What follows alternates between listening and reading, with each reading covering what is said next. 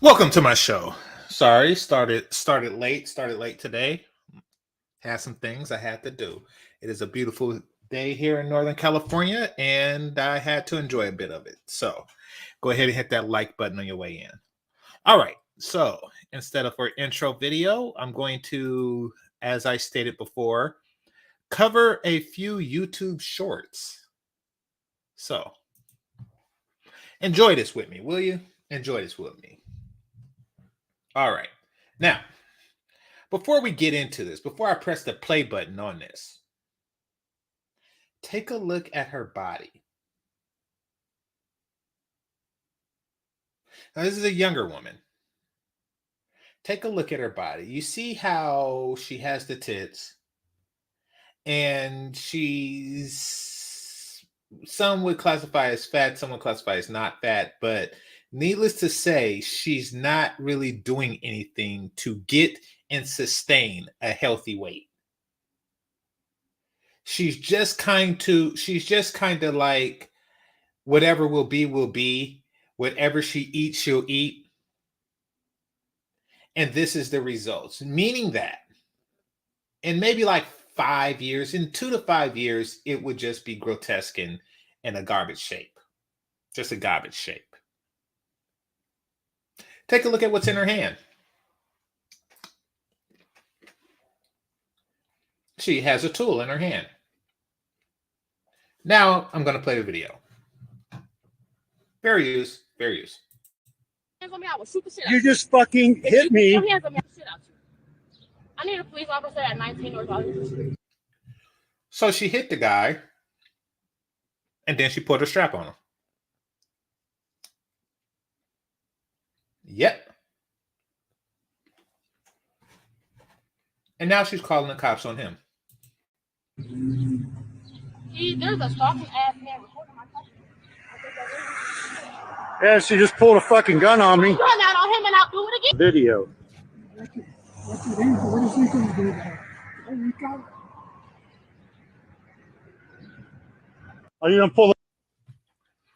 And there you have it. Called the cops on herself. That happened to me before. Because not this in particular, no. I had somebody call the cops on themselves. I got into a fender bender and I was at fault on the freeway. And I didn't have insurance. This is California, and it recently became law that everybody had to have insurance. And at the time, and it's probably worse now, if you got caught driving without insurance, it's a $1,500 ticket. Now, of course, if you can't afford auto insurance, you can't afford $1,500. So that's just like a disaster waiting to happen. So this was like a first generation Indian family, right? And I was like, listen, I don't have insurance. There's no damage, but I'll pay you $200 to let it go. I had $200 in my pocket, right? To just let this situation go. And then it was like, no, I will not do that. Now it's like, okay, $300, right? And that was all the money I had. And it was like, no, I think I could get more. I was like, dang. So you just basically trying to gouge. So then the cops came, took my side of the story, took their side of the story. I confessed and they just stated their case. Come to find out, they didn't have a license. The person driving didn't have a driver's license. So needless to say, the cop, because like I said before, cops really just want to go on with their day. If they arrest you over something petty, it's because you are an obnoxious person. So instead of writing both of us a ticket, they wrote neither of us a ticket, or he wrote neither of us a ticket, and we went on our way. And they instead of getting $300, they wound up with nothing. So that is actually what happened. People are stupid enough to call the cops on themselves. They're the ones who call the cops when they got weed in their pocket or some crap like that. And this entitled worldview really comes from the thinking that as a woman, I'm too big to fail. All I need to say is that I am uncomfortable by this man and I am automatically in the right, even though I have an illegal firearm. So it's kind of like white privilege, but applied to a gender. All right. Next video, then we'll go to the main topic. He fucked up. Hey, how many sets you got a little bit, dog? Oh, I got about like 2 or 3. Oh, okay. I appreciate that. Yeah, what the fuck? Shit, I can't wait. How many sets you got a little bit, dog? I got like 2 more, man. Got 2 more? Yeah. Oh, yeah? No, you don't. Let's do this motherfucking shit.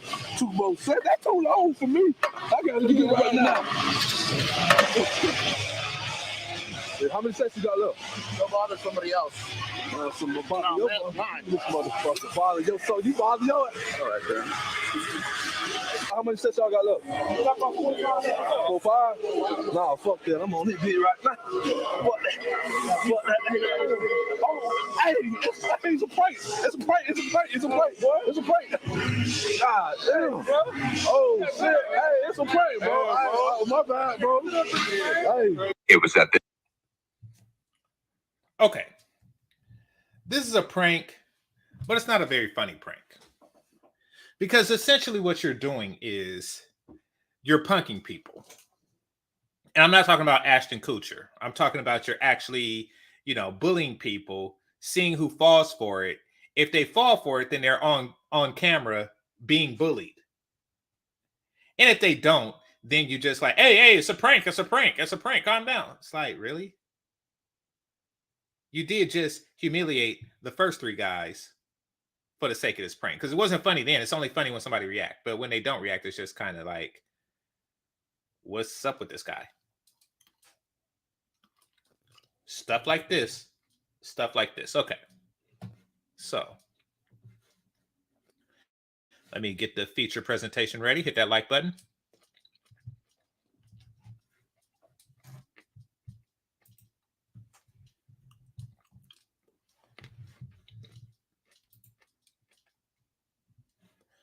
Sorry about the eating. So today I have this keto meter that determines what I can eat for the day, how many carbs and stuff I can have for the day. And today is going to be a good day for that. So I went out to one of those Mexican stands that they have around here.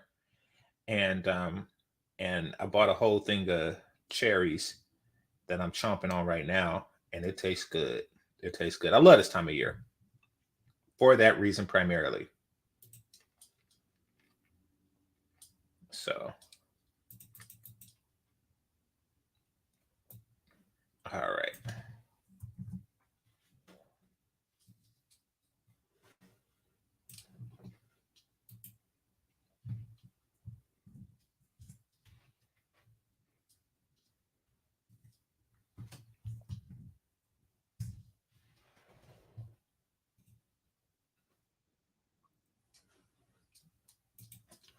All right, now on to our feature presentation. Present.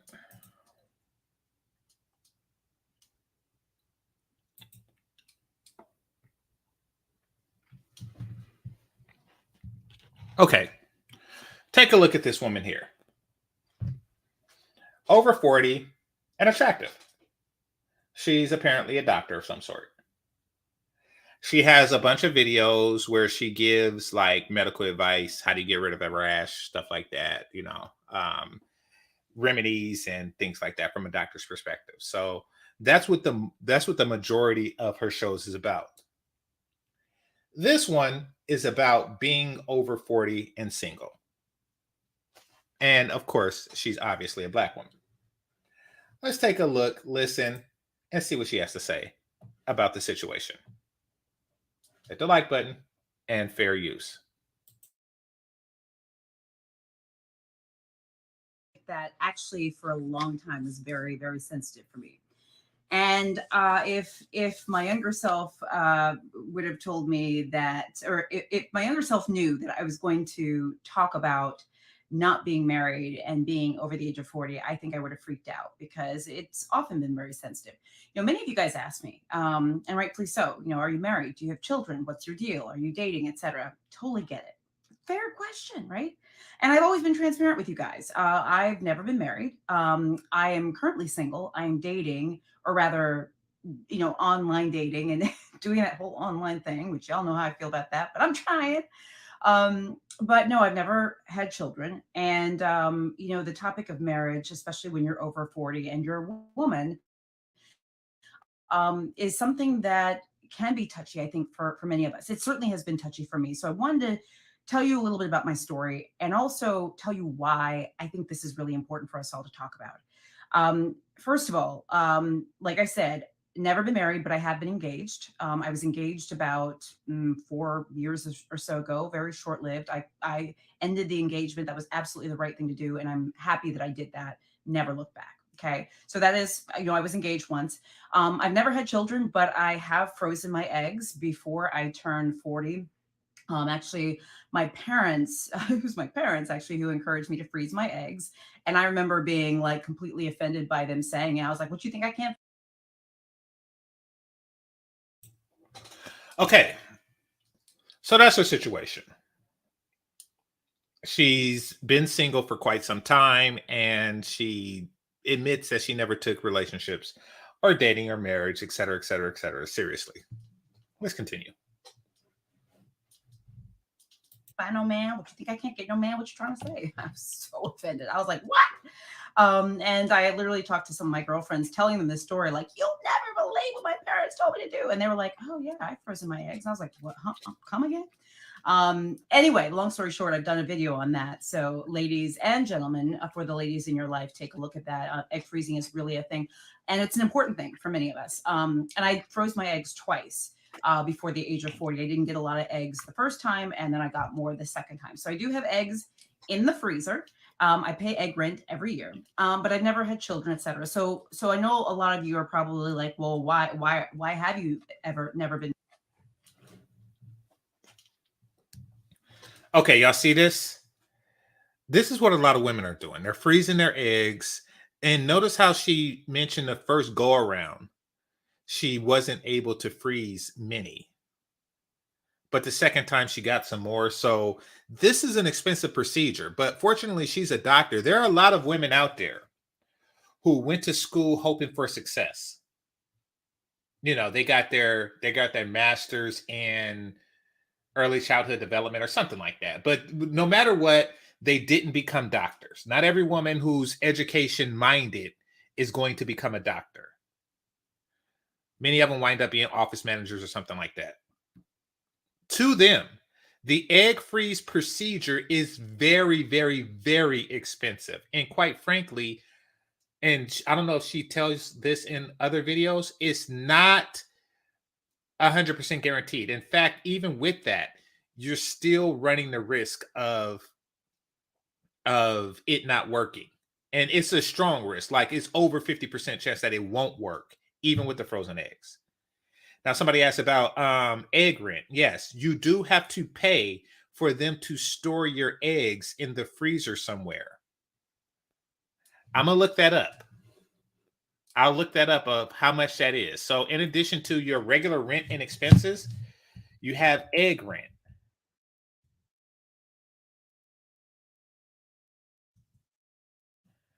All right. Hold on. Let's see.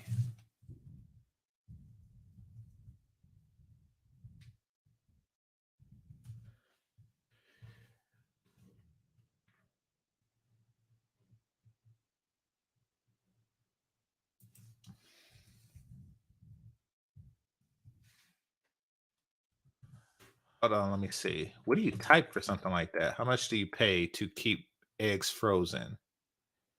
Okay, $300 to $1,000 a year. Now, that doesn't seem like much. In fact, it's not much. It's less than $100 a month. It's less than what you would pay for, say, your internet or cable. On the surface, you come to that conclusion, right? But all you need is one bad year. So say before the pandemic, right?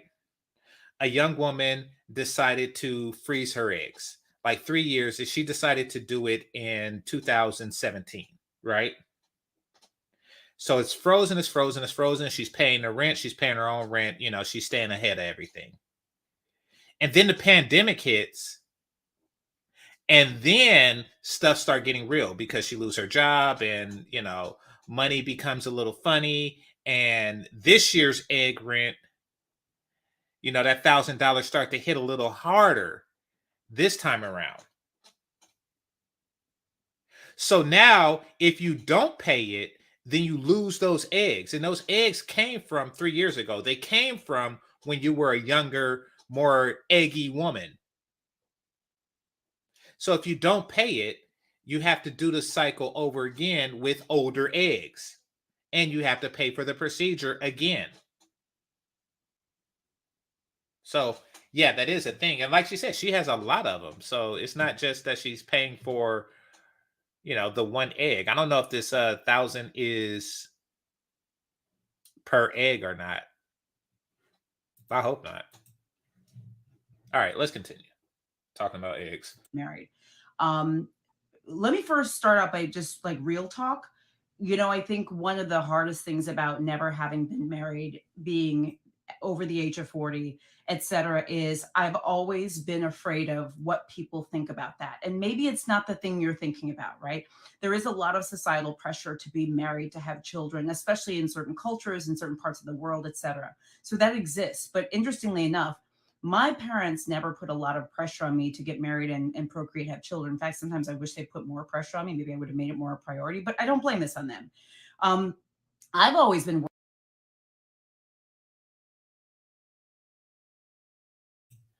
That part is key. That part is the key to the whole video. My parents never put pressure on me to get married and have kids, etc., etc., etc. This is why I blame, and by the way, if she's 40, her parents are very likely boomers. This is why I blame the boomer generation.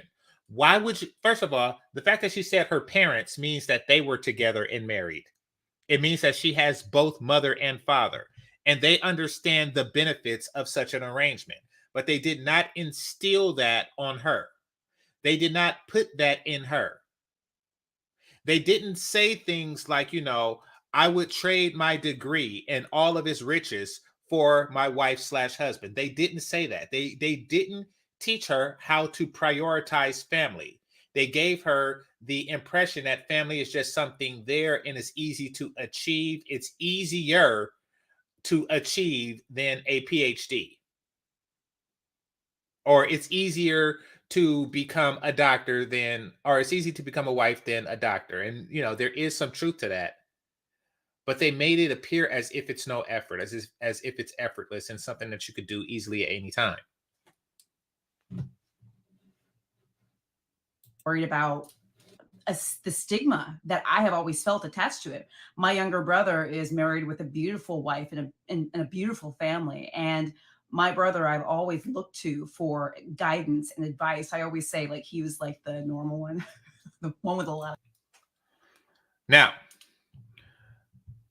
same parents, but her brother did understand the importance of it. And really, it's because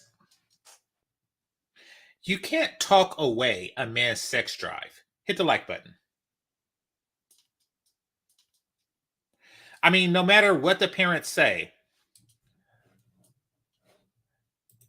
Hey, thanks for stopping through, Danica. I was just at yours. And everything you were saying on there is relevant here. I wish you wasn't just stopping through. I wish you could stay for a bit, but I understand. Everything you were saying there is relevant here. When you was talking about the parents and not putting enough importance on relationships and how they should be mad at mama for not instilling this, because mama teaches them things like being thoughts. wait until marriage, put education first, et cetera, et cetera, et cetera. They're getting these lessons from previous generations. And in her case, she's getting it from a previous generation that did marry. Now, back to her brother. You can't tell a young man not to prioritize at least sex. No matter what, sex is going to have a reasonably high priority in a young man's life. So, his parents could have taught him the same way they taught her, but it's not going to hit the same. He's going to say, no, I'm not going to be celibate while I focus on my PhD. I am going to put a reasonable amount of effort on securing a helpmate and sexual source. That's not going to fly. And that's why her younger brother is getting married, and she's trying to undo the teachings of past generations. Hit the like button. Common sense between the two of us. And I always used to, I don't know, I would talk to him about things. I was always worried about people thinking there must be something wrong with me because I'm unmarried and over the age of 40. I mean, okay, let's just be real. You see someone, you're like, why aren't they married? What's wrong with them? What's their problem? There must be something. She crazy, right? Is that not something that people wonder about or worry about? And yes, sometimes. And I'm not putting everybody under the bus, but I'm just saying that is something I have always been worried and bashful about. Are people going to think there's something wrong with me? And well, shoot, there might be. I don't know, but I don't want that. The other thing is, sometimes people have opinions. Well, oh, you must be picky. Oh, you must this, you must that. And, what I worried about and what I have always been sensitive to with not being married and being over the age of 40 were those things, those thoughts from other people. Why isn't she married? What's wrong with her? She must not be picking right. Well, and I can't. It is amazing that her greatest worry is public opinion. Because status alone and to silence wagging tongues of your peers is not enough motivation to go through the extremely difficult, especially at her age, process of finding and securing a mate. It's not. It's not. It means answering calls when you really don't want to, when you really would rather be doing something else. It means swiping right when he may be a little bit shorter than you like. It means weeding through like a lot of guys that I'm sure are in your inbox. You said that you online date. I'm pretty sure your inbox is full. So, it means weeding through all of those, weeding out the F boys, all that. This is a process. This isn't easy. Just because you have a lot of suitors, that does not mean that you have an easy task ahead of you. Let's be clear on that. And quite frankly, just to get people to look at you different, for people to call you Mrs. instead of for doctor, is not enough motivation. You have to want it more than you just want a change in title. You do. Get it. I don't blame people for wondering. And I'm not saying everyone has those thoughts, but I know some might. And that has always been rough for me. So why am I not married? All right. I'm going to tell you the answer, but let me just tell you what I was doing and where my mind was, because this makes, I think, is a big thing. When I was young, I didn't dream about getting married and having babies. It's not that I didn't think I would do that. It's just that wasn't in my dreams. To be honest with you, I was always worried that I wouldn't be successful. Everybody, I think, has an Achilles heel. Everybody has something. And I honestly was at some points during my education career, whether it was in music school or at Princeton or whatever, there were times when I was definitely afraid of not being successful. And when I say successful, I'm not talking about money and stuff like that. I'm talking about just making it, right? Succeeding, making it to med school, passing my boards, and I did all of those things, but that was. And there you go.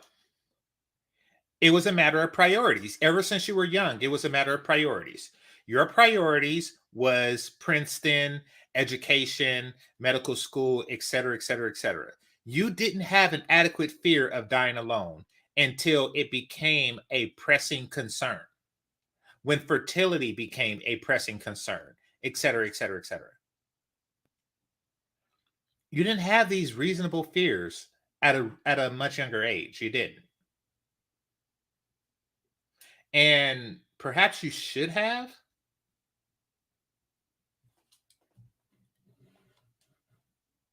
Always front and center. When I was in my 20s, to be honest with you, I was just trying to make my parents proud and to become something, because I honestly was truly afraid that I wouldn't be.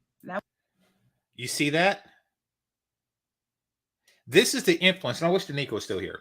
This is the influence that parents have over their kids.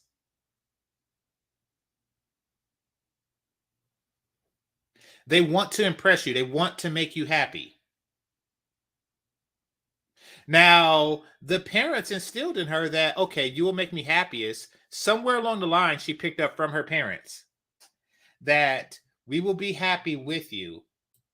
Not if you make us grandparents, not if you create a strong, healthy family, not if you become a support system to a qualified mate.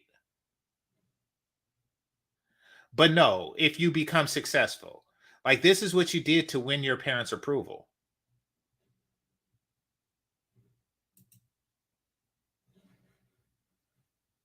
Was something I worried about. And you know what? I didn't take dating very seriously. I dated in med school. I dated people in med school. I didn't take it very seriously. In my 30s, I still was that way through half of my 30s. But what happened was, around the time I started freezing my eggs, my latter part of my 30s, I actually started panicking about the fact that I wasn't married. And I remember specifically talking to my mom being like, why didn't I take this seriously? Why didn't I make better decisions? And I started thinking back to all the guys I dated being like, oh, should I go back? Maybe he was one. Why didn't I, and I tortured myself. I crucified myself because I said, how could you not have taken this seriously? What did you do? You let all this time pass and now you're almost 40. What the flip?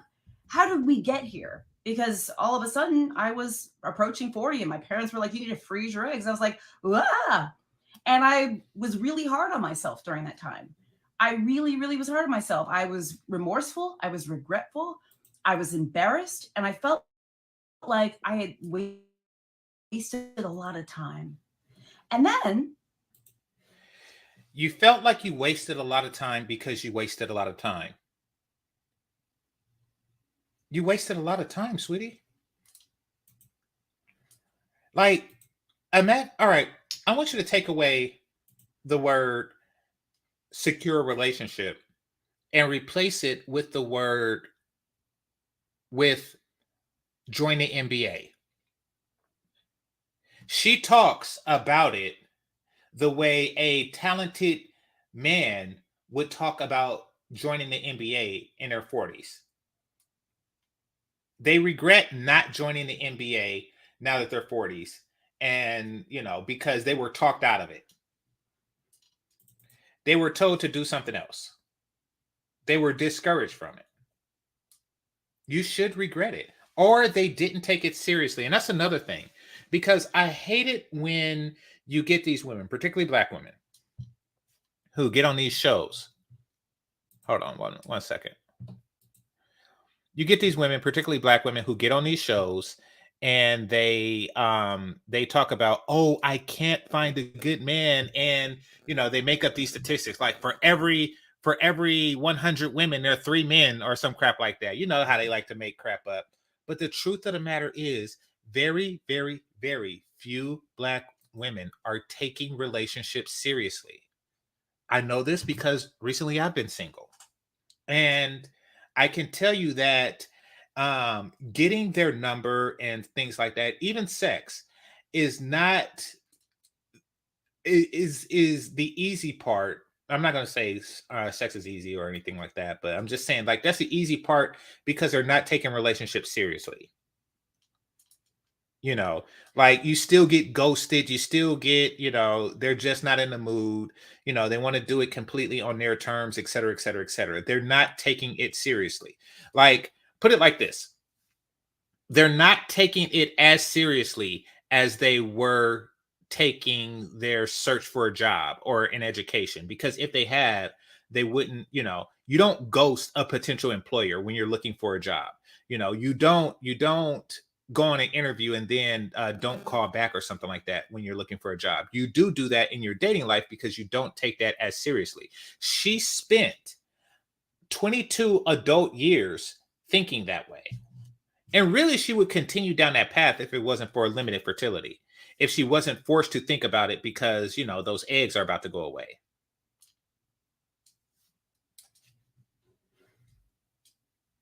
Now, let me show y'all something right quick. Because somebody said something interesting in the chat that I want to capitalize on. So,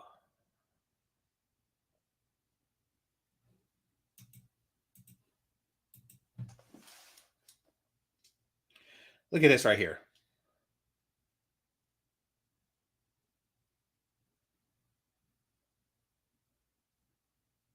Look at this.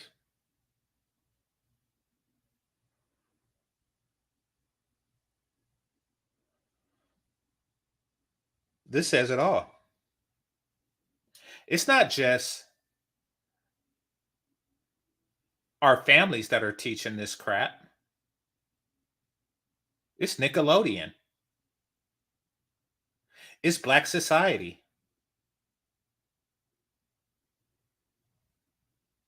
This is a cartoon for kids. This is what they like to show little Black girls. This is how you should be focused on. This is what you should be focused on. While other little girls are playing with Barbies, doing their hair, trying to make them as appealing as possible for Ken. Are they playing with like baby dolls? Practicing motherhood? This is the type of crap they teach our daughters.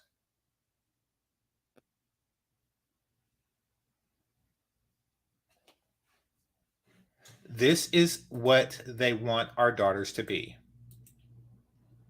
You want to know where that type of teaching leads young ladies? Here. Right here. 40 frozen eggs. Online looking for a dick to fertilize them.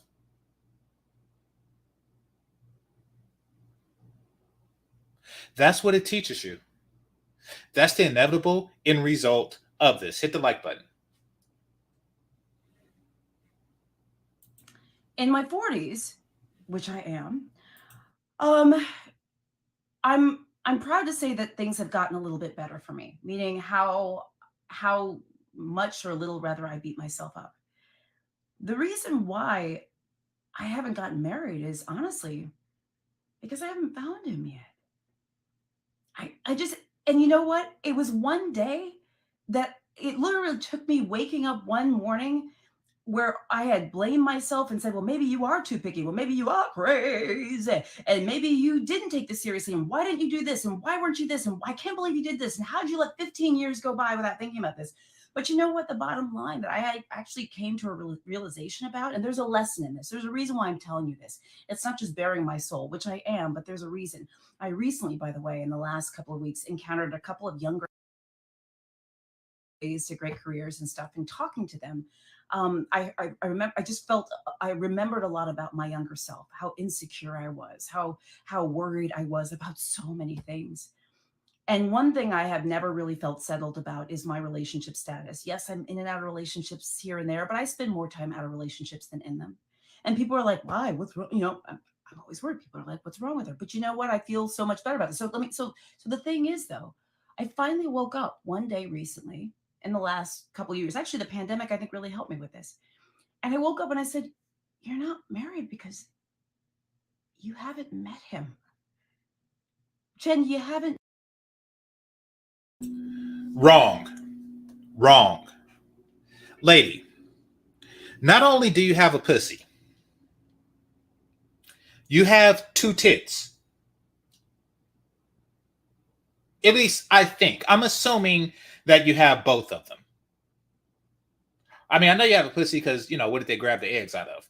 But you very likely have 2 tits and a pussy.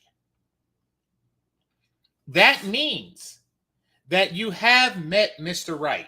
In today's market, that means that at some point in your life, you have met Mr. Right. It might not even been somebody that you were in a relationship. It might not even been somebody that you slept with. It might not even been with somebody that you talked to for more than 30 seconds. It might not be somebody that you talk to at all. It might be somebody that he looked at you, you looked at him, you looked down, and then you looked away, and he was just like, oh, crap. It might have been that person, but you have met him. Okay? You are, I'm going to round down because you say you're in your 40s. You're in your 40s. I'm going to round down and give you 40. So in 22 years, and let's just say 5. And that's extremely generous considering that you're not fat. Let's just say 5 guys a year, right? It's really more like 5 guys a month. But I'll give you, actually, fuck that. No, I'm not. I'm going to give you 1 guy per week.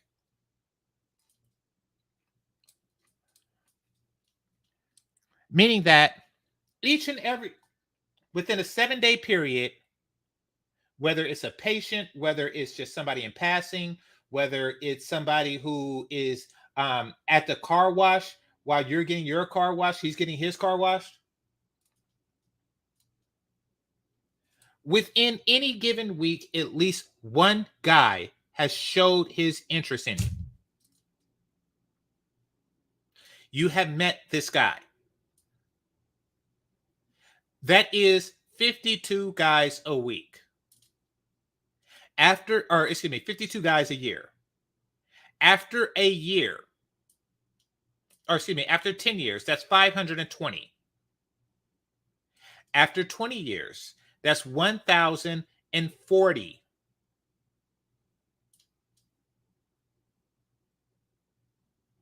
And let's just add another 100 for the remaining 2 years.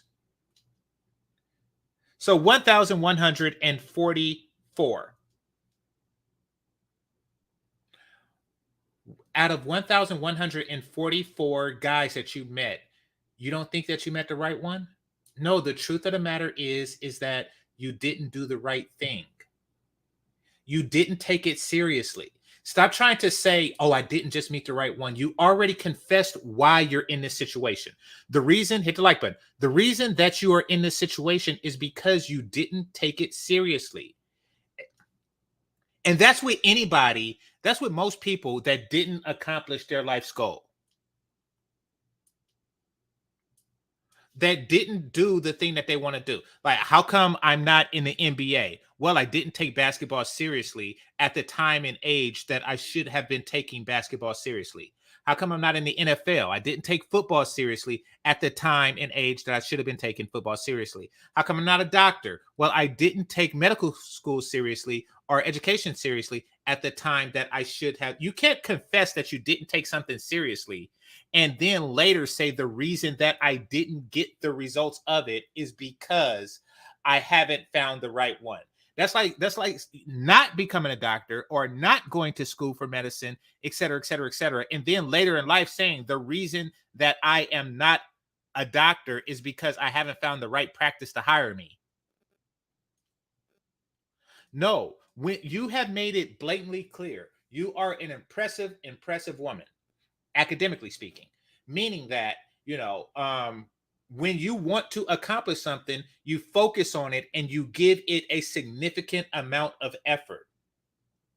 You had to have realized this and you take it seriously. You had to have realized this in order to get where you are today. You had to take things seriously and you had to learn how to sacrifice and compromise.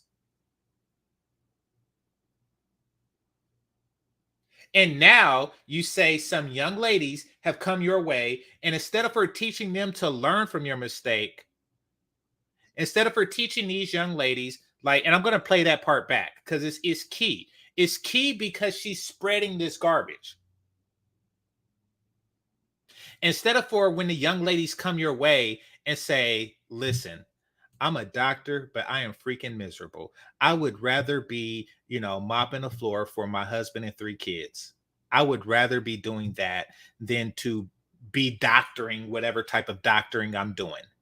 I would much rather be, fixing my husband a plate, than doctoring right now.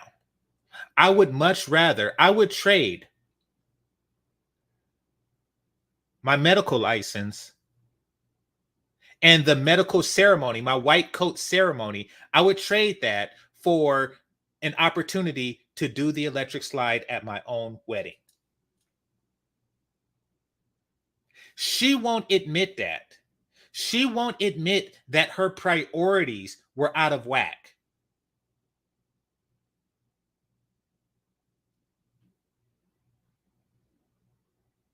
So Lion says their pride won't allow it. It's largely their pride. And trust me, I get the reference, Lion and the pride, I get it. But no, it's largely their pride. I agree. But it's also, and she's going to touch in on this, it's also they don't want to embrace that pain. The pain of knowing that she failed at something.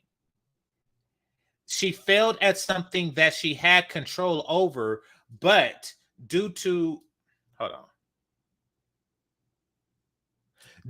a series of bad decisions on her part, due to her own series of bad decisions,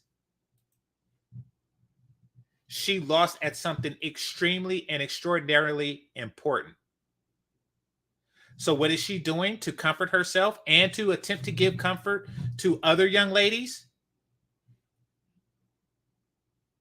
Is she's telling herself and the other young ladies that it's not that important. Listen again.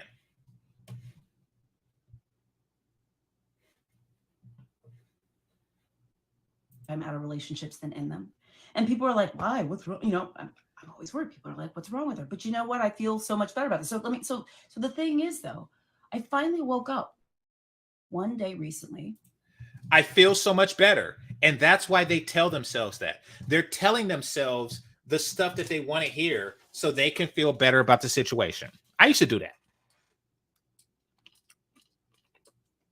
I shoot my shot. I get shot down. And I tell myself I didn't want her. No, I didn't do no crap like that in my 40s. I did in my 14s. I didn't do that in my 40s. Yeah, I tell myself, I didn't want her anyway. Look at that mole. That's what she's doing. This is a coping mechanism, which is fine, but you are still doing that. You are teaching this to younger women.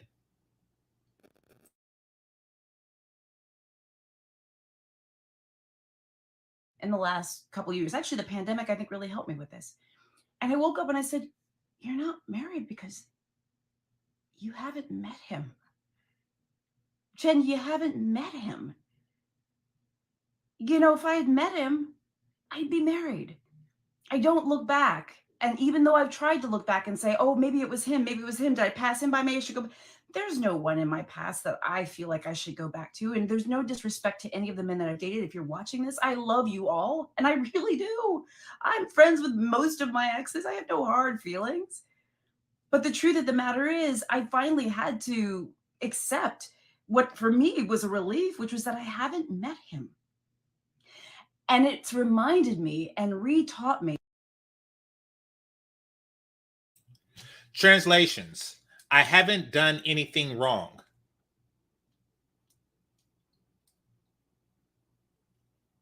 Now, those of you who are close to me, right?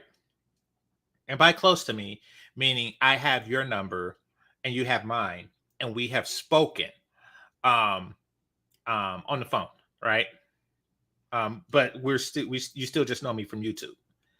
Those of you who are in that particular circle or group or people from the movie night, know that I have one that got away. Just one. And I make no excuses for it. Looking back on it, I should have messed with and stuck with her. And the reason why I didn't, because I was 19 and I did not take relationships seriously. I was in college. I was full of options and opportunities. There was always the assumption that because I'm so young, that the next chick would be better and the next chick after that would be better than her, et cetera, et cetera, et cetera.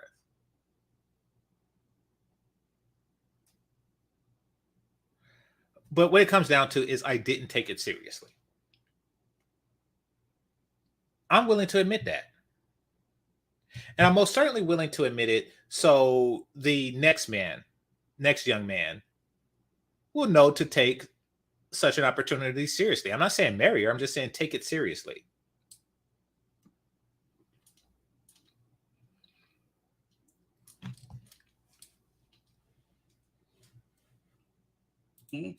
That things only happen the way they're supposed to and in the time that they're supposed to. See, I'm saying this now because maybe for you, it's not that you're over 40 and not married. Maybe it's a child thing. Maybe it's a work thing. Maybe it's a something else thing with you. Maybe you look at other people and say, if only I coulda, woulda, shoulda, or I'm not that. You don't know how many times I look at Instagram posts and Facebook posts all the time. I look at so many amazing female doctor colleagues, and I look at them and I am so proud of my female doctor colleagues. And I see many of them have 1, 2, 3, 4, 5 kids. And I look at them and I'm like, wow, I didn't figure that out. I couldn't make that happen.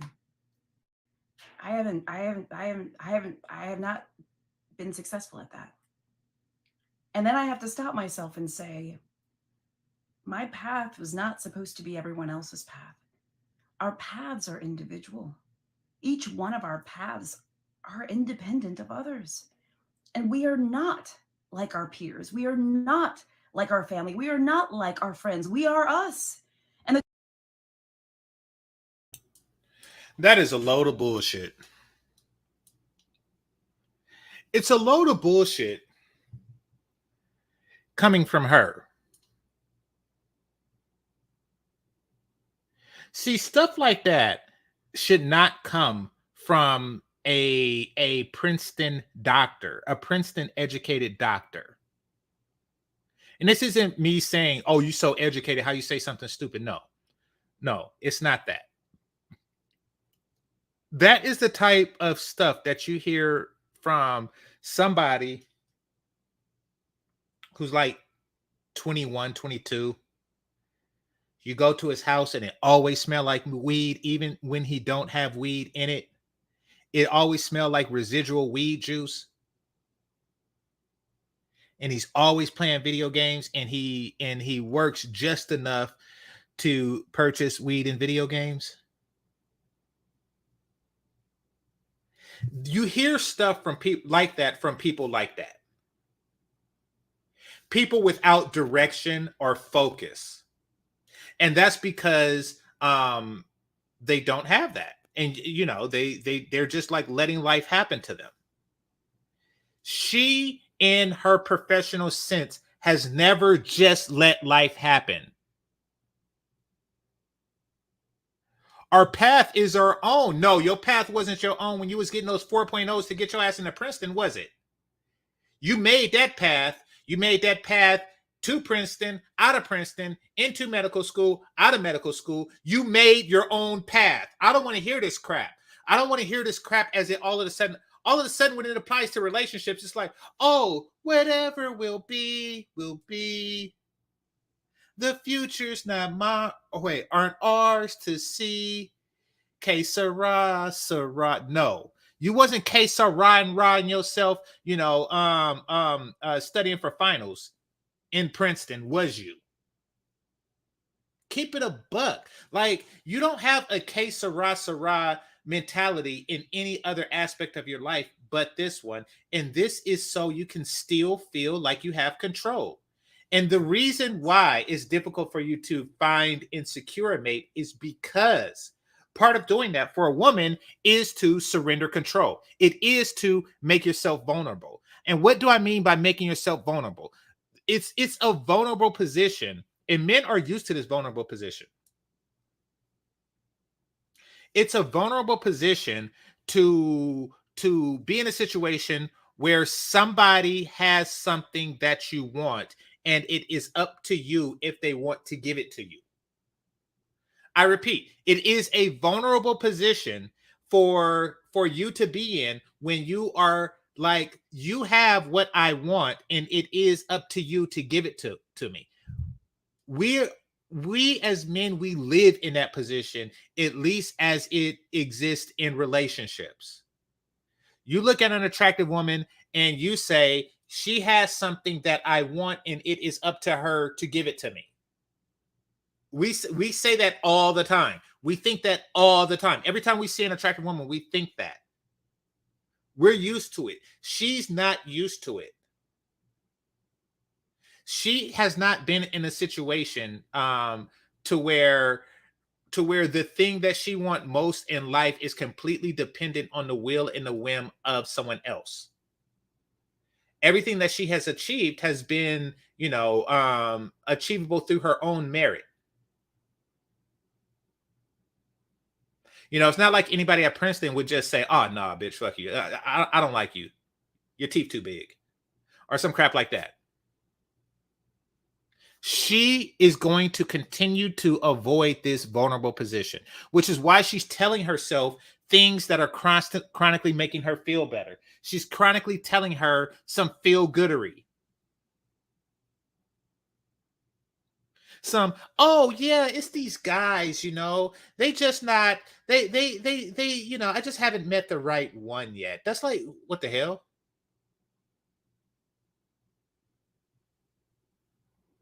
You didn't take that mentality when you was picking universities.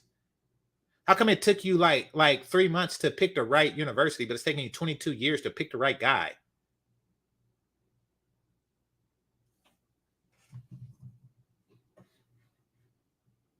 The truth of the matter is, when I finally got that idea through my thick skull, it kind of helped me a bit. Regardless of who it is you're meant to be with, if you're supposed to have children, if you're supposed to have a certain job, if you're supposed to do a certain thing, whatever it is, for me, releasing myself from the past of what it should have happened, what I should have done, who I should have been, has been the greatest gift of all. That's a Whitney Houston song. Walking around with frozen eggs, hoping for somebody to come on them, is not the greatest gift of all. Your doctor friends with all the kids, that's the greatest gift of all.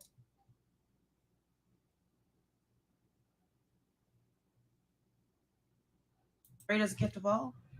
I think she says greatest gift of all is loving yourself or something like that. And I don't mean to sound all... That's your takeaway from the song?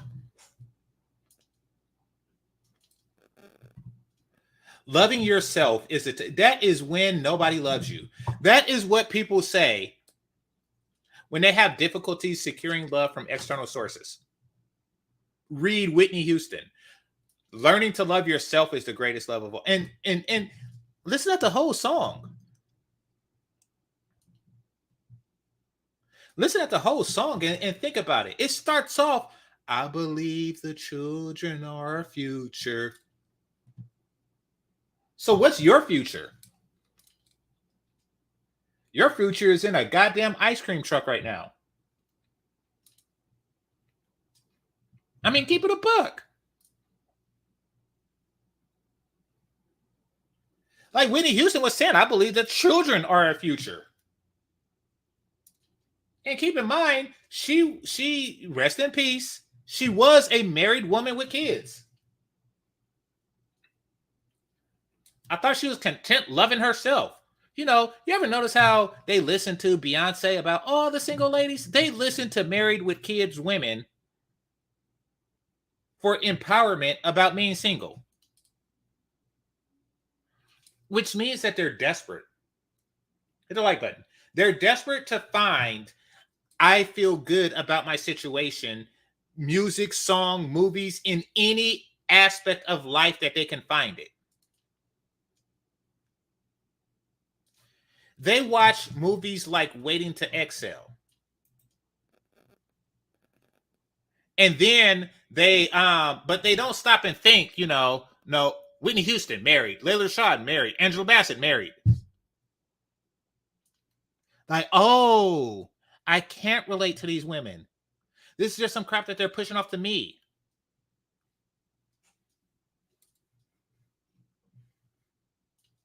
Like woo-woo, but this is for all the women out there who may be in my boat who's over 40, not married. I'm not even close to married. I'm not dating a guy seriously.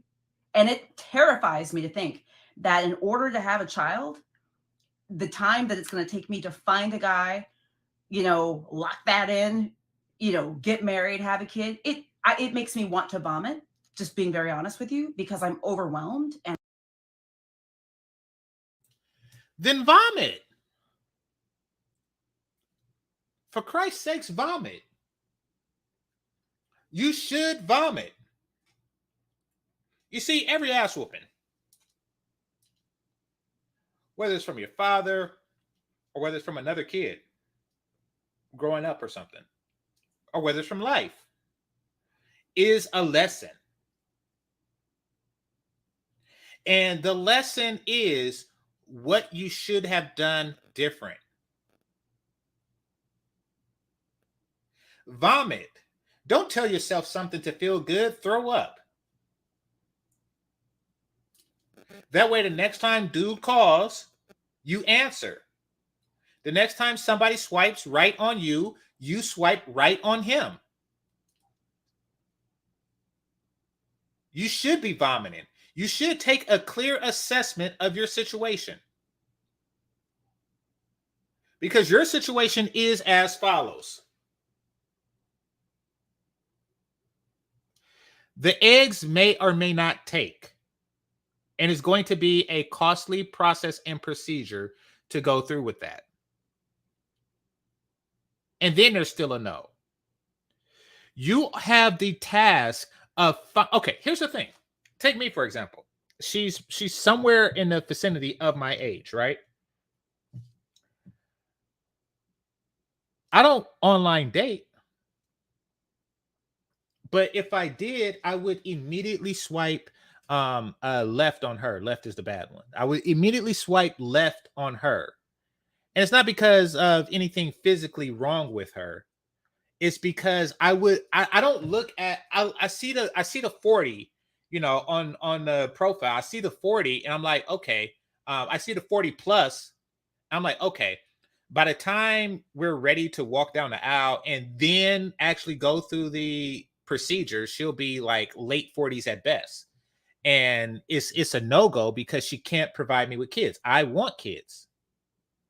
So that's an automatic no-go, meaning I'm not going to waste her time. Now, she could later say, oh, wait, I got eggs. I got eggs frozen. We could give that a try. And maybe if I'm extraordinarily interested and attracted to her, like I'm extraordinarily interested and attracted to the over 40 Megan Good, then yeah, maybe. But most cases, I won't even take time out to see what you got stuck in your freezer. I'm not. So you got to find a guy, because there are guys my age, many guys my age, with adult children who are still looking to get married. They're just not looking to have kids of their own. So you have to find a dude who wants kids and actually want them from you while you're paying egg rent and shit. And then you got to go through the courting procedure. You see, you refuse to put yourself in a vulnerable situation to where you have to say to yourself, I have to make this work. You don't have that motivation. You don't have that drive. You don't have the drive to say, I have to make this work.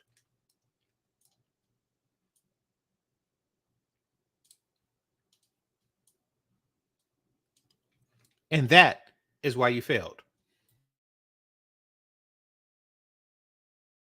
I'm like, I don't even know. Am I going to be too old to have a kid? I don't know. But the bottom line is that I have to trust the process. I have to trust life. I have to trust God, who I believe in, trust whomever, whatever you believe in. And I also have to trust that what has happened in my life was not supposed to happen any other way. I was not supposed to be anyone else. I couldn't have been a different Jennifer.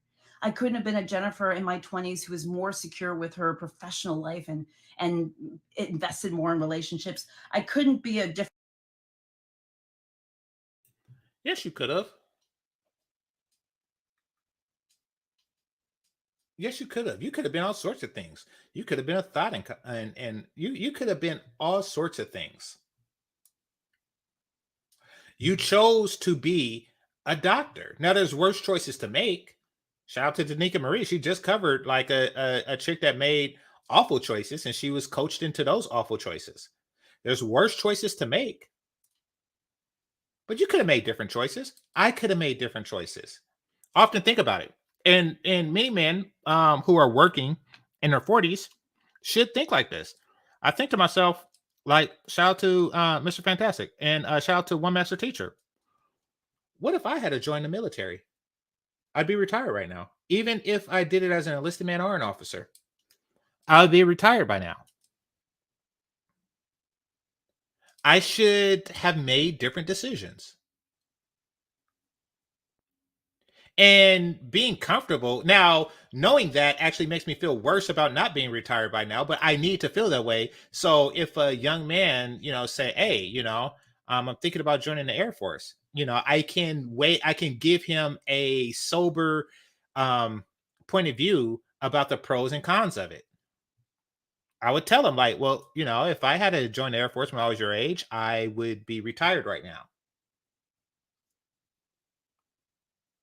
I could say that, yeah. I'd also say I could be dead in a ditch in Iraq, but so I would say that part too. I mean, but you get what I'm saying. You get where I'm going. Different Jennifer in my 30s. I can't be anyone else. And this is why I say, don't be afraid to be who you are. It's okay. It's okay if the chips and the puzzle pieces don't line up like everyone else's. It's okay if you don't have the white picket fence. It's not okay. And you know it. See, that's my problem with this chick. It is not okay. Listen at this. Somebody says she might find her voice. Listen at this. It's okay. It's okay if the chips and the puzzle pieces don't line up like everyone else's. It's okay if you don't have the white picket fence and the 2.5 kids and a dog and Was it okay if you didn't graduate medical school? Was it okay if you didn't get into Princeton? You see, the same drive don't really apply to other aspects of their lives. It's that failure is not an option when it comes to socioeconomic success. But failure is okay. And this is what she's teaching young ladies. Failure is okay when it comes to being to securing the relationship that you want.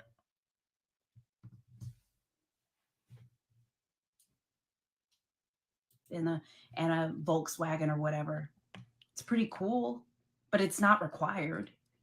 And who knows? I mean, look, I'm going to be making videos until I can't. So I might literally be a 65-year-old first-time mom. Watch. Okay. And I'm not saying that God to wish that at 65 I have a kid. I'm just saying, don't be surprised if you see me over here pushing with a walker and a baby on my hip. Okay. All I know is that sometimes you just have to accept life, the life that we were given. And it's not bad. My life is fantastic. But sometimes there can be a lot of pressure with certain things in our lives. Don't beat yourself up. If I was to accept the life I was given, I would still be a broke niggero in the East Oakland hood. Let me tell you something. And those of you from the Bay know this. I used to stay in a by Lake Merritt. They have these houses. They had what used to be houses that they retrofitted, what used to be mansions rather, that was later retrofitted into apartments.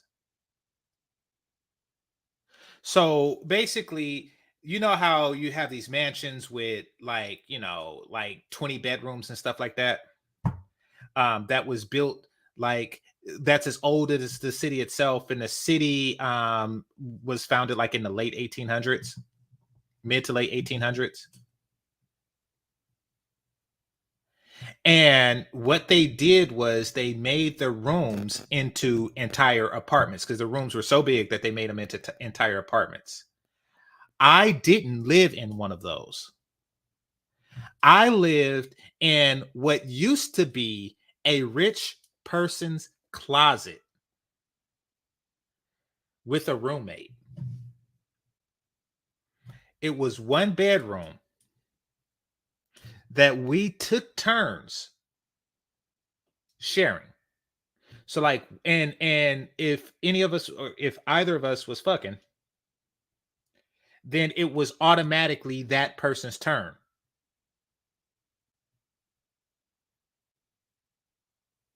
And in there was, like a kitchen, a bathroom, a closet, and that's it. And in that room.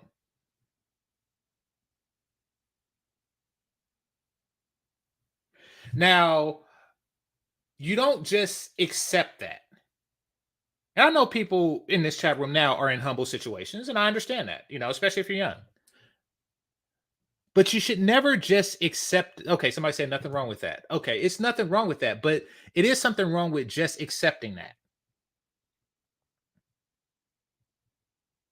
And I say that to say she didn't accept that from a financial aspect.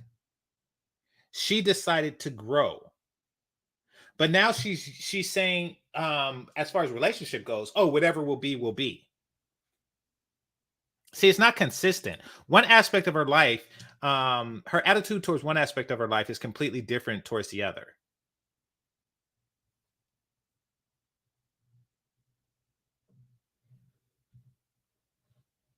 Up or whatever it is you think you should have been, or you think you should have done, or you think you should have become. Because what was supposed to happen, it could never have happened a different way. I learned that from Oprah. That's not an original idea, by the way. It was an Oprah episode, and I believe the episode was this was years ago when she had her show, because y'all know how much I love Oprah, and I believe the episode. So you see this? When a chick say, I wonder why I'm single, and you listen to Whitney Houston and Oprah, that's why.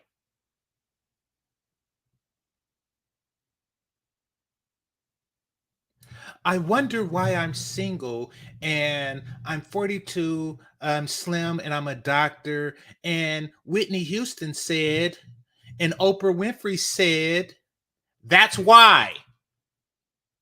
You've been listening to your mama, your daddy, Oprah, and Whitney.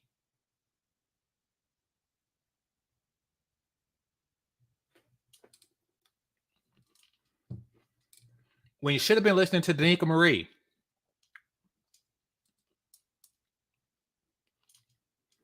That's who you should have been listening to. It was about was featuring victims of child sexual abuse or child abuse, and I do not in any way relate what I'm describing to that. But there was something from that episode that I took that I'll never forget, which is she and the therapists and the psychologists and the health practitioners were talking with the victims, and they were talking about this concept that, sometimes forgiving yourself and accepting things is about recognizing and realizing that what has happened could never have happened any different way. And as much as yes, it could have.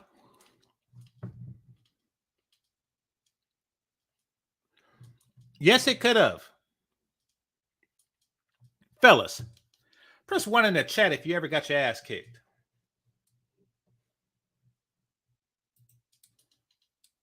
Here, I'll start it. Press 1 in the chat if you ever got your ass kicked.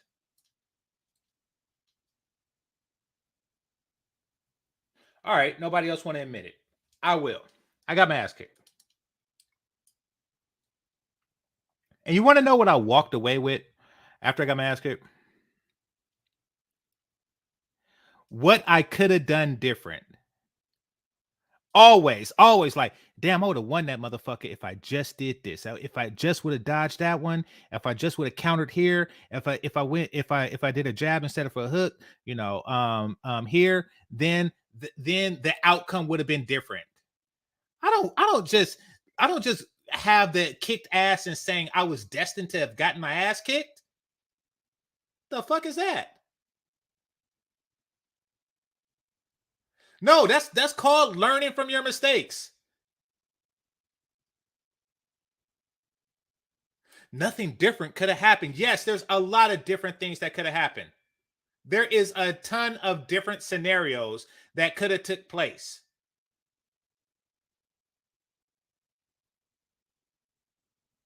There is a ton of different outcomes that could have not ended with my ass kicked.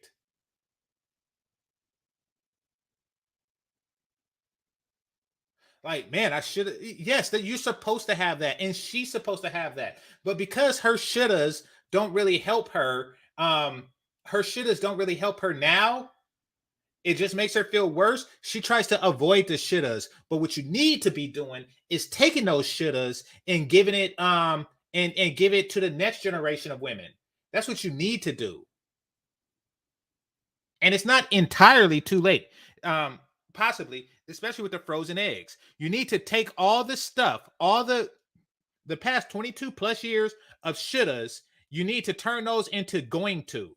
Like you should, just like you should be saying, I should have took relationships seriously in my 20s, in my late teens, in my 30s. I should have been taking relationships seriously.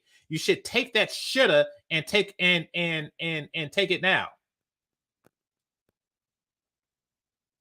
You should take the shouldas and the shitness. I bet you dude right now, dude that got shot by that kid, I bet you he was like, I shouldn't have been stealing on somebody mama like that. I shouldn't have been doing stuff like that. Man. Sometimes beat up on myself for why can't you get it together? Why can't you just find a man? Why don't you have a kid? Why aren't you this? Why aren't you that? And I know this may seem maybe vain or not even a big deal in the world's problems that we have today, and I recognize this. But I'm just here to say that anything is okay. And I have to tell myself that on a daily basis, but it's true. And the same thing goes for you. If you don't want to get married or don't want to have kids, or it's not your time, or it hasn't been your time, or you want a certain job or don't want a job, or you want to marry somebody who looks like you, who doesn't, whatever the case is, there are no rules about this. That is one good thing that time has brought us, right? So as time has gone on, more things are acceptable. So like I said, I might be walking around here with a walker or a wheelchair with the baby on my lap. Don't laugh at me, okay? I'll be the definition of a geriatric first-time mom. Don't think I won't start a blog about that. I pray that that's not when it happens. But to all the young women and all the women and men out there that are trying to forge their path, young, old. Now, she is a doctor talking this crap.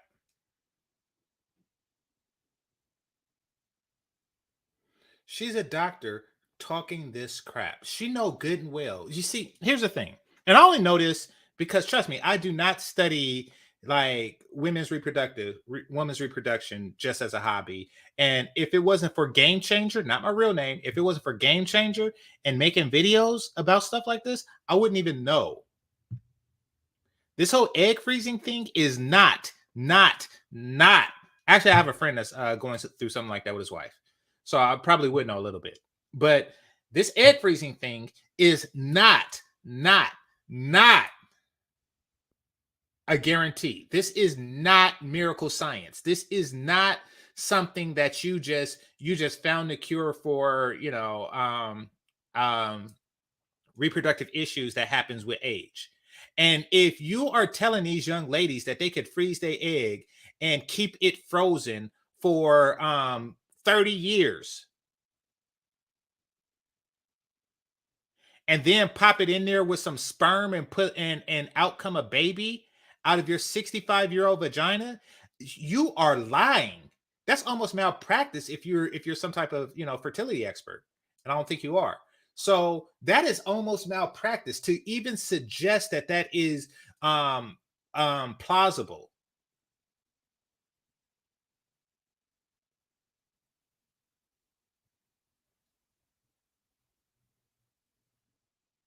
It's not just the whole lack of eggs that's going on there. There's all kind of hormonal stuff and all kind of crap.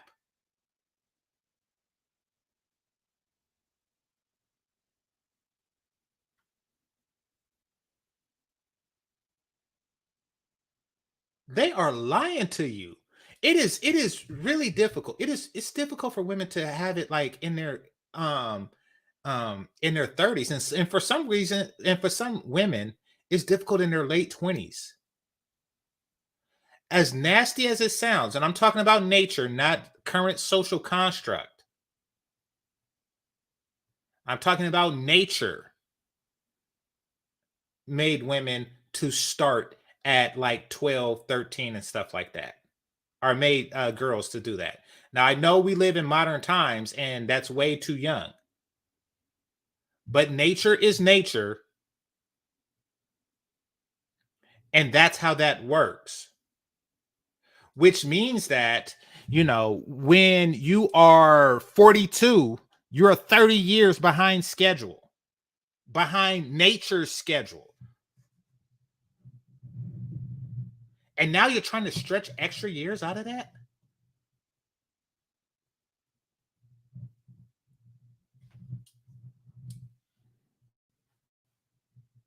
Or what have you. Don't get caught up in what people think you're supposed to be and who you're supposed to be. And just because you don't follow the rules doesn't mean there's anything wrong with you. It doesn't mean you're crazy or you're this or that. It just means you're you, and you weren't supposed to be any other way. So take it from me. I wasn't supposed to be any other way. Once again, that goes back to that mansion apartment in East Oakland.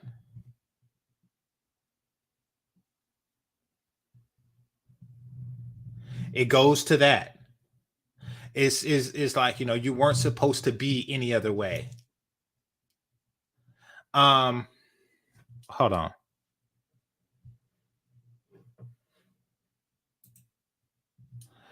Rashida Strober, I wanted to talk to you about a video that you recently did about no pigeons. No pigeons. We'll talk about that. Yeah. But salute to her. Check her out. Dark Skin TV. She has a play coming up. All right. So where was I? Oh, the coping mechanism. So right now she's continuing with the coping mechanisms. She's continuing with hey, this is what was meant to be. People don't just take in any other, and I keep trying to drill this into y'all. This does not apply to any other aspect of her life. She wasn't born a doctor. Nor did she say, okay, it was meant for me to not be a doctor. No, she blazed her own trail. And now what she needs to do is blaze a trail to a functioning penis and get those frozen eggs fertilized. And the reason why she's talking about doing it, let's just say she's 45. The reason why she's talking about doing it at 65 is because she's still holding on to hope that she can do it the right way. And by the right way, I mean having a bareback penis in her. She's still hoping that she could do it that way. But it's only at 65 will she come to the conclusion that that will fail. But she's not saying, she's not saying that I know that this will fail. Or she's not saying that, excuse me, I still hope to find Mr. Right. I'm still online on Tinder looking for Mr. Right. She's not telling these young girls that. She's telling these young girls, hey, whatever happens is meant to happen. In other words, don't take it seriously, just like she didn't take it seriously, which means that she's perpetuating a problem that put her in the situation that she is right now. Let's play some more. It's okay. We'll get through this together. Whatever it is you're going through, let me know.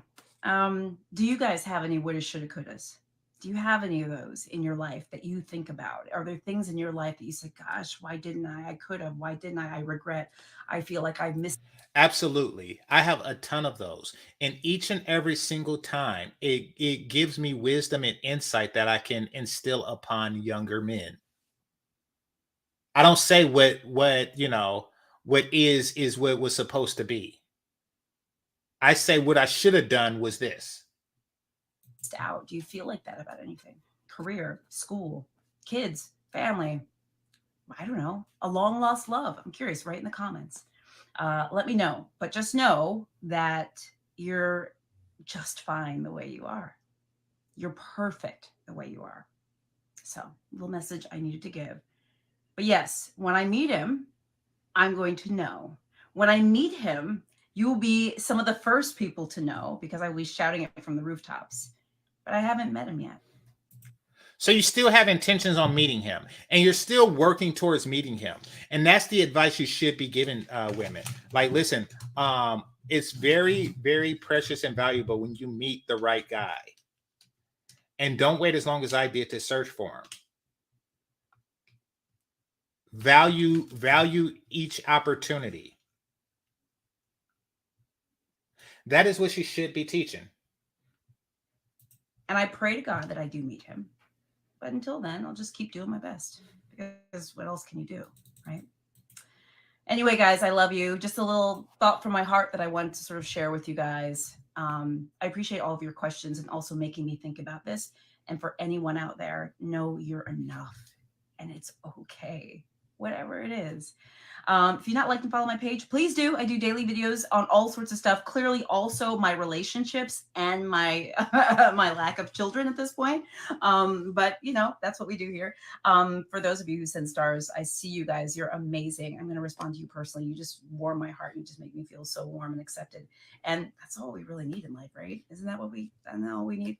Anyway, guys, you're awesome. And let me also just say, by the way, damn it. One of you just wrote that I don't need to wait for a man to have a child, and you are so right about that. Do not think it has not crossed my mind. You see the advice that they're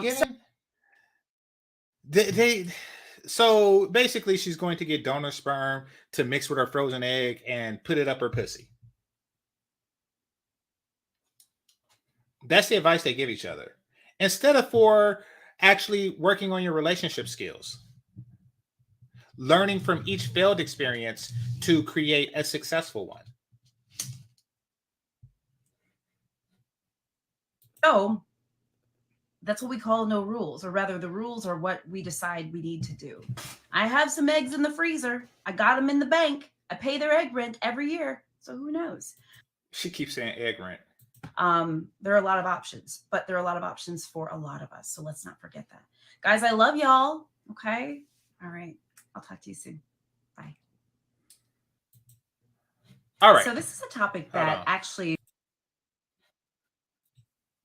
Now that I have, and I put the link, Rashida, I put the link out there. I put the StreamYard link out there for you. Because we got to talk about this. We got to talk about this no pigeons video. Because that's a sore spot for me. So for those of you who don't know, Rashida Strober, aka Dark Skin TV, has a channel dedicated to exposing darkism and color bias amongst Black men and society in general, is the best way I could put what she does. And she's a friend of mine. And I watched her video, and she was like, Sporty Thieves don't have any light-skinned women in their video, in their No Pigeons video. And I was like, wait, what? She's like, yeah, Sporty Thieves, they talk about pigeons, but it's just dark-skinned women. So they're just saying that calling the dark-skinned women pigeons and blah, blah, blah, blah, blah, blah. I'm dark-skinned, right? So she was doing all that, right? Now, take a look at this. And Rashida, I'm coming at you. You shouldn't have showed up. You shouldn't have showed up. I'm coming at you because hold on. So this is Sporty Thieves.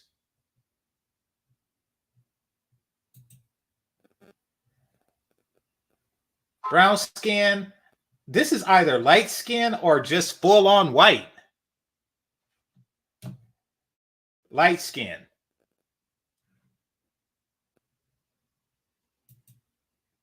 Hold on.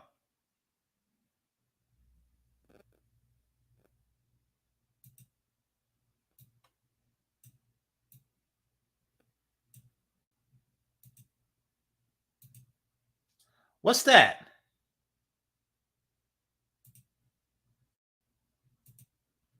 Okay. Oh, we got a buffet here. Look at that one. This one. Whatever that is. This one right here. Come on now, Rashida. Please come up. Because you got some explaining to do. You got some explaining to do on this one. Come on now. Uh-oh. They had a line in the club. Let's see what we got here. Uh-oh. I guess we could call that brown, but what do you call that right there? This is a maybe. I mean, it's dark. Like, yeah. Come on now, Rashida. I mean, you my homegirl, but come on now. You can't be talking about Sporty Thieves. They one hit. Just let them have their hit. Okay, there's a bunch of dudes, but yeah, just let them have their hit. All right. Look at that one. Come on now. You can't just be doing that. Okay, those are kids. Actually, if I put it out for okay, maybe that's brown, but this is dark. But I mean, it looks like it's all over the. Oh no, this is dark. My bad. But yeah. It looks like they're all over the spectrum. It do look like, right there. It do look like they're all over the spectrum with it. So, let's be fair to the thieves. Let's be fair to the thieves. All right, let me see if okay, this is a darker one. Oh, and she got a bunch of kids. Now that's not a good look. I will give you that, Rashida. That's not a good look.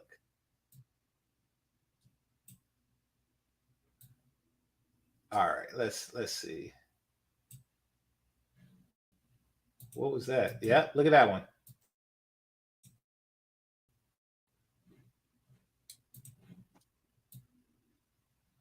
Oh wait, that's Eve. My bad. And yeah, she's like orange skin, which is I like that. Yeah. So let's see. Okay, so that's that. I know I'm going off topic, but I had to cover that since I seen her.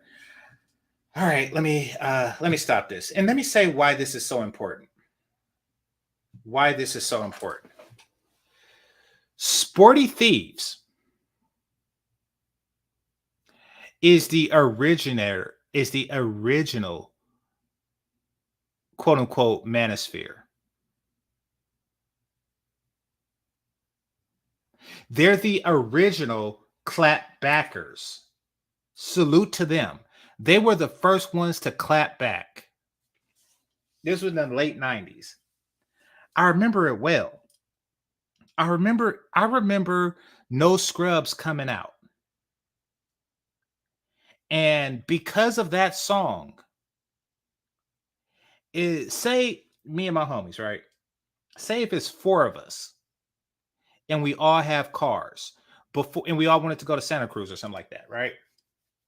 Before, if we all wanted to go to Santa Cruz, we'd go in one car.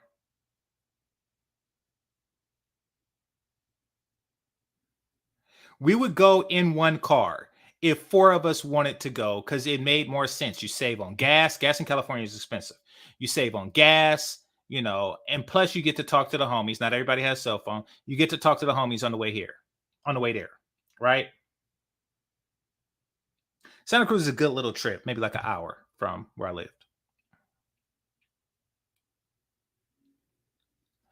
But if you, after No Scrubs came out, if it's 4 guys that wanted to go to a spot together, we all had to drive different cars. Nobody wanted to be in the passenger side or the back seat. You were automatically considered a scrub.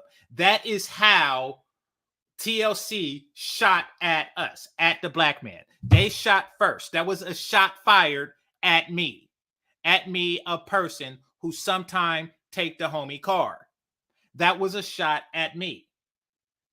I was a teenager. I was not rich to any fault of my own. But those chicks heard the song and they started thinking different. They started thinking different. They started looking at me different. And in the place of what they seen before, you know, a pretty ghetto boy, they started to see a scrub. Like all of a sudden, I was a scrub.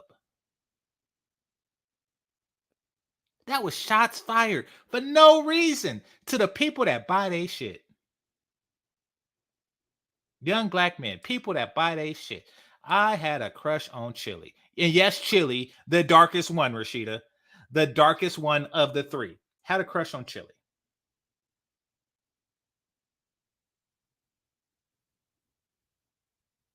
And she was the main one talking about No Scrubs.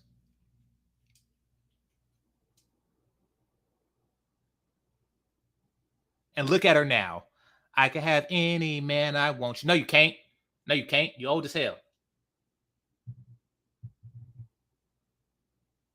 So that's what No Scrubs did to the hood. For those of you who are younger, and y'all weren't around when the song dropped, when it dropped, y'all weren't there.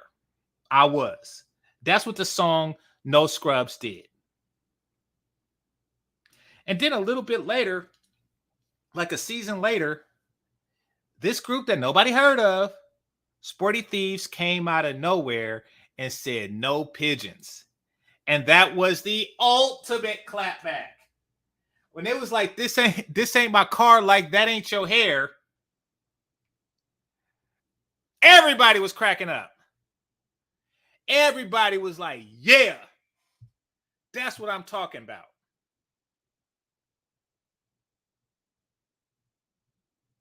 That is what I'm talking about.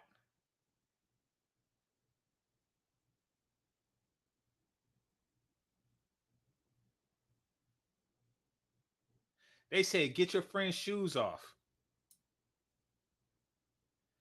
That was beautiful. So salute to Sporty Thieves for sticking it to TLC. How dare you? How dare you come at men like that? Young men. We're young. We're not supposed to have stuff. We're not supposed to have stuff. Making us feel bad for being broke. I was like, I don't know. I was a teenager though. Or maybe in my 20s. But no matter what, I have not like developed into my skills yet. And you out here with no scrubs. That is some that you awful. You awful, TLC. Now, bad things have happened to the 3 of you since then. And I wouldn't wish that on you. Don't change the fact that y'all was on some awful stuff. Y'all should have remained not too proud to beg. Y'all should have just remained that. But nope, you had to go chasing waterfalls, and now look at that. What has that gotten you? Y'all came at us. Y'all shot first. And then after all those decades, Rashida, you gonna shoot again. You shooting again, talking about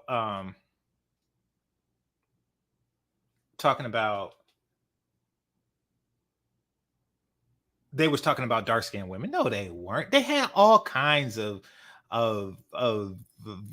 like chocolate. It was dark chocolate, milk chocolate, vanilla, white chocolate, you know, like all kinds of stuff. Like when you get there's pudding chocolate, there's M&M chocolate. There was all kinds of different chocolate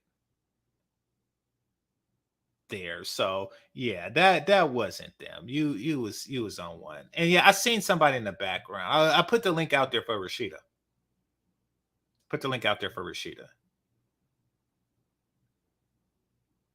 So anyway, that's my spiel on that. There's another doctor, and I'll probably cover her tomorrow, who's on some similar-ish. She's a little bit younger, but she's on some similar-ish that we definitely gonna have to talk about. In fact, she's on some passport sister stuff. So we're gonna get into that on the next video. Until then, want to thank the Cash Apps and Super Chats, managers and moderators, those who are listening silently, and those who participate in the chat. Make sure you hit that like button on your way out. It's Game Changer 00100. Game over. Peace.